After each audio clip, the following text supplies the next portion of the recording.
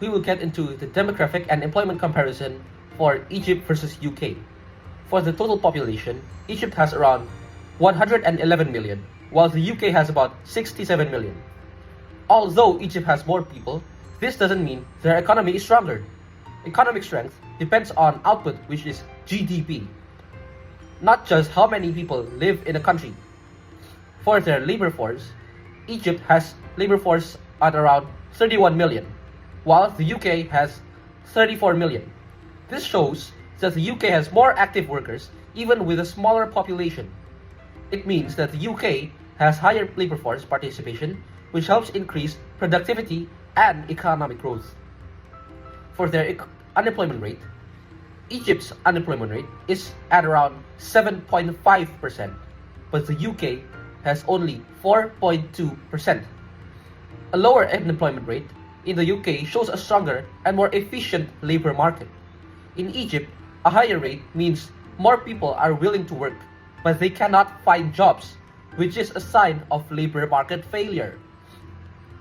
Now, for the dependency ratio, Egypt has a dependency ratio of 58% and the UK is at 55%.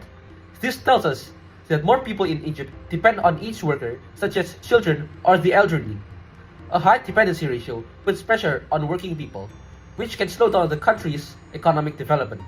So overall, the UK performs better in terms of employment and labor efficiency, while Egypt still faces challenges such as higher employment and a larger dependent population. Now, for the income comparison between Egypt and the UK, let's look at Egypt's GDP first. Egypt's GDP, which is the total value of all goods and services produced in 1 year, is around 400 billion. Now, in comparison, the UK's GDP is over 3.3 trillion, which is more than 8 times larger. This shows that the UK has a much bigger and stronger economy than Egypt. When we look at GDP per capita, which means the GDP divided by the total population, the difference is also very clear. In Egypt, the GDP per capita is about $3,600, while in the UK, it's around $49,000. A higher GDP per capita usually means people have higher incomes and enjoy a better standard of living. Now, in the UK, people can afford better healthcare, education, housing, and other important needs. However, in Egypt, the lower GDP per capita shows that many people still live with low income and limited access to these services. So overall, the UK is a developed country with high income and strong output, while Egypt is a developing country that is still growing and improving its economy. Now, let's compare their international trade for the Egypt versus the UK. In Egypt, Egypt mainly exports natural resources like oil and gas, as well as textile and fertilizers. It imports many essential goods such as food, machinery, and vehicles. Because it doesn't produce enough of these at home, the UK exports are different. It sells machinery, cars, and pharmaceutical products like medicine. It imports include electronics, food, and more machinery, often from countries with lower production costs. Now here's the breakdown of their current accounts. The current account shows all the money coming in and out of a country from a trade, services, income, and transfers. Now first, we got goods. Both Egypt and the UK have a trade deficit in goods. This means that they import more goods than they export, which can reduce GDP and increase dependence on foreign products. We got services next. Now Egypt earns foreign currency from tourism and the Suez Canal, where ships pay to pass through. These are important. Invisible exports, meaning services sold to other countries. The UK has a very strong services sector, especially in finance. It exports banking, insurance, and other professional services, making a big surplus in services. Now for the income, Egypt has a deficit here, meaning more money leaves the country. For example, foreign companies in Egypt take profits back to their home countries. The UK income account is mixed, sometimes a surplus, sometimes a deficit, depending on investment flows and interest payments. And now for transfers, Egypt receives a lot of remittances, which are money sent by Egyptians working abroad. This is an important source of foreign income and supports many families. These are unrequited transfers, which are money sent without anything in return. So overall, both countries rely heavily on trade, but the UK focuses more on services such as the tertiary market, while Egypt depends more on natural resources, remittances, and agriculture, which are mostly primary and secondary market. Their current account positions show different strengths and weaknesses in their economies. Now, let's look at two important indicators: poverty rate and the Human Development Index.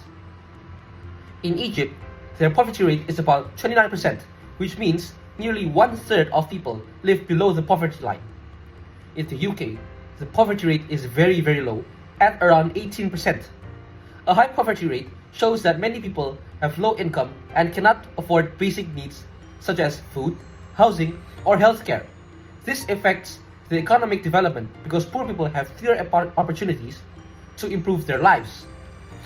The Human Development Index measures a country's level of development using health, education, and income. Egypt's HDI is about 0.731%, while the UK is much higher at 0.927. A higher HDI means better life expectancy, education levels, and average income. This shows that people in the UK generally have better living standards and more access to services such as schools, hospitals, compared to Egypt. So both poverty rate and HDI shows that the UK is more developed with higher living standards, while Egypt still faces challenges in reducing poverty and improving healthcare and education. Now, let's compare their international trade for the Egypt versus the UK. In Egypt, Egypt mainly exports natural resources like oil and gas, as well as textile and fertilizers. It imports many essential goods such as food, machinery, and vehicles. Because it doesn't produce enough of these at home, the UK exports are different. It sells machinery, cars, and pharmaceutical products like medicine. It imports include electronics, food, and more machinery, often from countries with lower production costs. Now here's the breakdown of their current accounts. The current account shows all the money coming in and out of a country from a trade, services, income, and transfers. Now first, we got goods. Both Egypt and the UK have a trade deficit in goods. This means that they import more goods than they export, which can reduce GDP and increase dependence on foreign products. We got services next.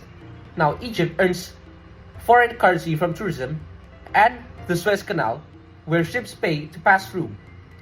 These are important invisible exports, meaning services sold to other countries. The UK has a very strong services sector, especially in finance.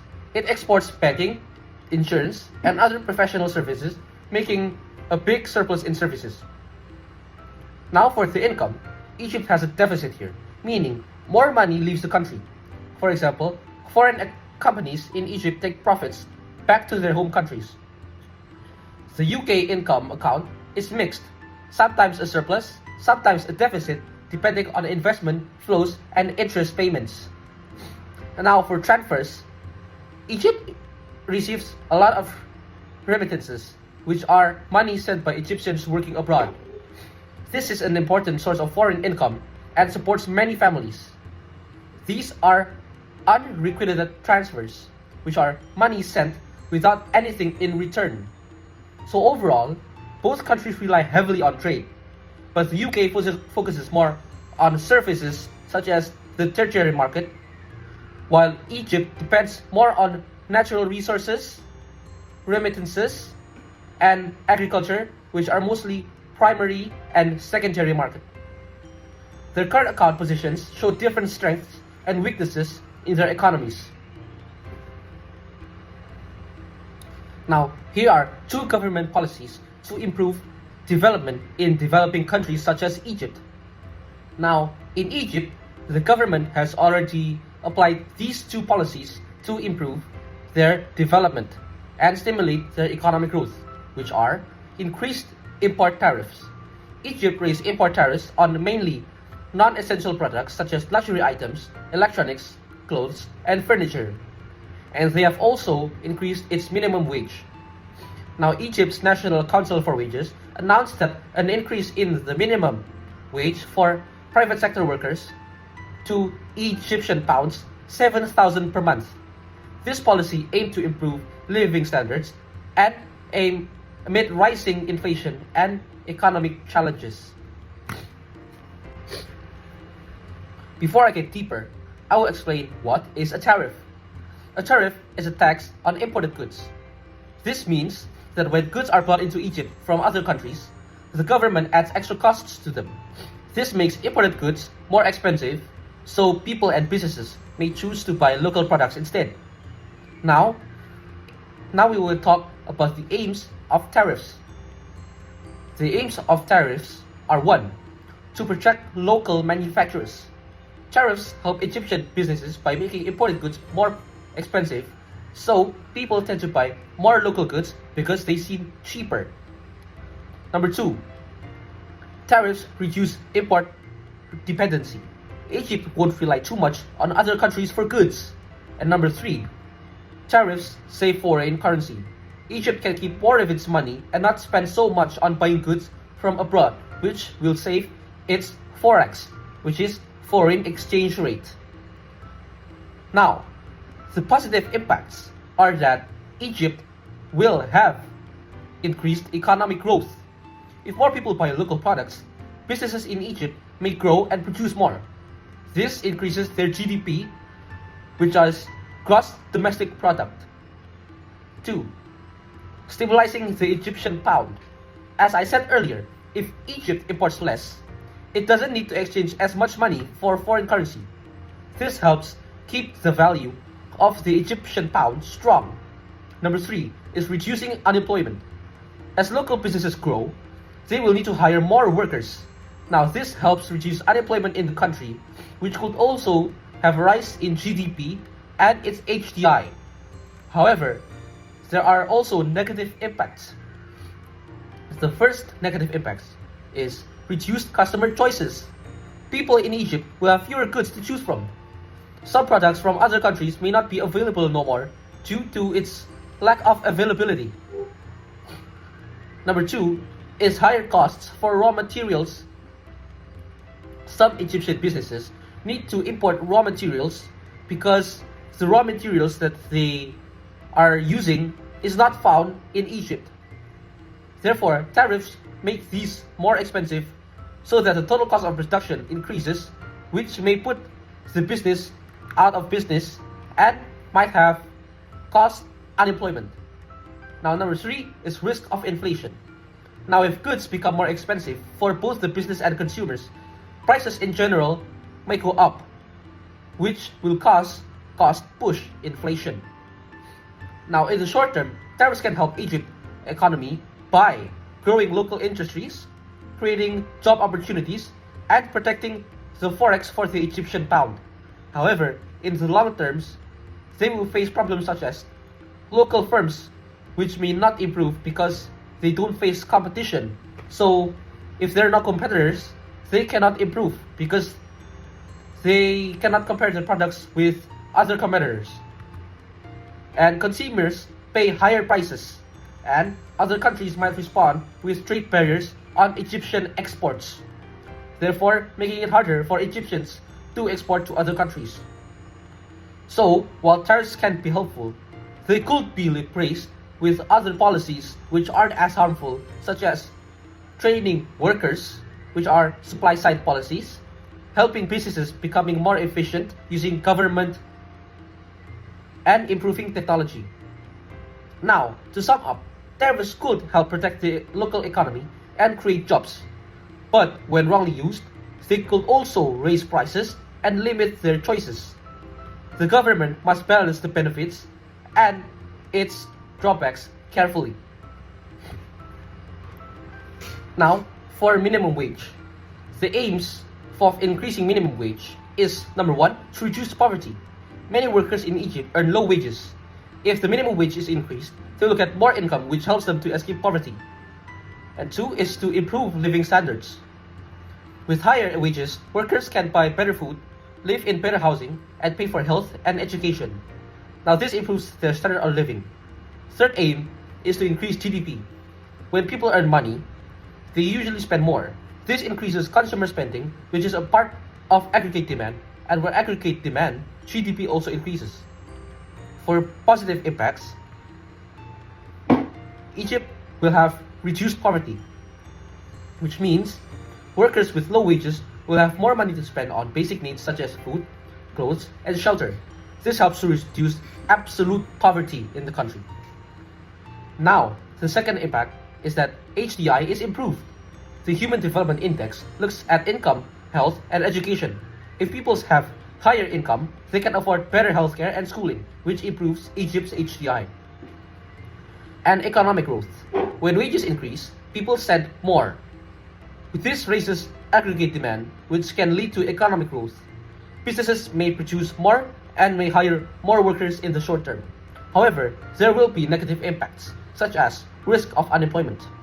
If the new minimum wage is higher than what some workers are currently paid, firms might not want to hire as much workers and could lead to real wage unemployment, especially if worker productivity does not increase. Higher cost of production. Firms will have to pay more money to workers. This increases their cost of production, and some small firms might not be able to afford this and could reduce their workforce or even shut down. And they could have cost-push inflation. As firms' costs go up, they may raise the prices of goods and services to keep profits. This can cause cost-push inflation, which reduces the purchasing power of money. Increasing the minimum wage in Egypt can help reduce poverty and improve living standards, and it may lead to higher GDP and better HDI scores. However, it also has risks. Firms may face higher production costs and can lead to unemployment and inflation. The Egyptian government needs to carefully plan the wage increase to support small businesses and ensure workers are trained to be more productive. If managed well, this policy can help both the people and the economy. Thank you, Ms. Afin, for listening to my presentation.